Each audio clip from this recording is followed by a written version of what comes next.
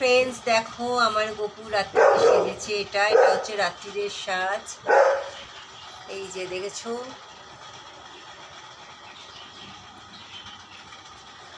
আর এই যে ভোগগুলো দেখছো সব এই সুমনাদি করেছে। সুমনাদি আজকে সব পুজোর জোগাড় করা এগুলো সব সুমনাদি করেছে, আমি কিচ্ছু করতে পারিনি। দেখো কিনে এনেছি সব কিছু, কিন্তু ভোগটা সুমনাদি করেছে। আর সুমনাদি পুজো করতে বসেছে সন্ধ্যাবেলাতে। মা বসে আছে, শাঁখ বাজাচ্ছে।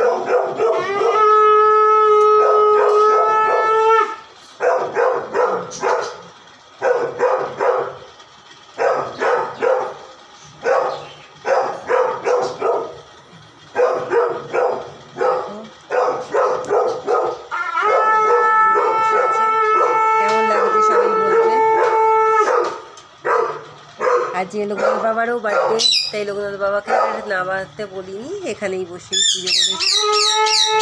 আস্তে করে যাও, জায়গাটা বড্ড ছোট ঠাকুর ঘরটা আমার,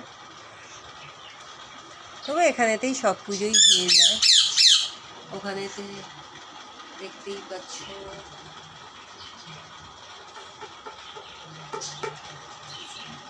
ফলটা একটু এদিকটা সরিয়ে দাও,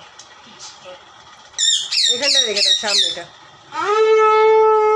ফলগুলো সামনেটা, ওটা সাইডে হয়ে যাচ্ছে।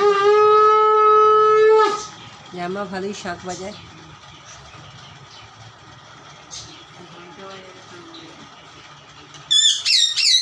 কাঁসরটা বাজানো হচ্ছে না, কাঁসরটা আর বাজানো গেল না। কাঁসর হলো ওদের চেঁচানোর সঙ্গে, কাঁসর সব বাইরে বের করা। নারায়ণপুর হলো না, এসে গেল। এই যে জিনা এখানে বস, বাজাবে কি করে? একাতে শাঁখ একাতে কাঁসর কি করে বাজাবে? তুই এখানে বস, দেখছি কীরকম। বস এখানে, বস এখানে, বস এখানে, বস। সুমনাদি পুজো করছে, দেখ।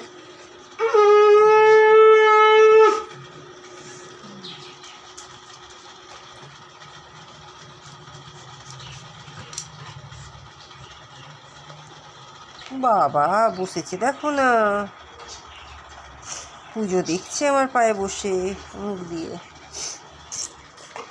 এখন কি, যখন ছবি তো দেখা যায়, ছবি তুলছি পালিয়ে যাচ্ছে মুখটা।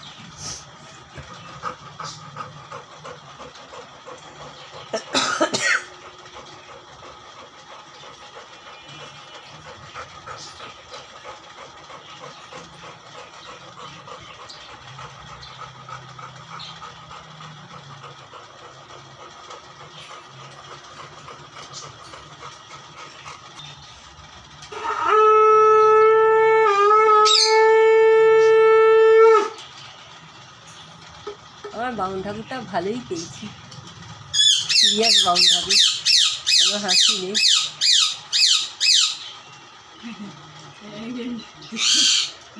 আর এটাকে দেখো, এখানে শুয়ে পড়ে আছে, বসে আছে না তোমার সামনে, খাওয়ার দেখেছে, এত কিছু সামনে পড়ে আছে।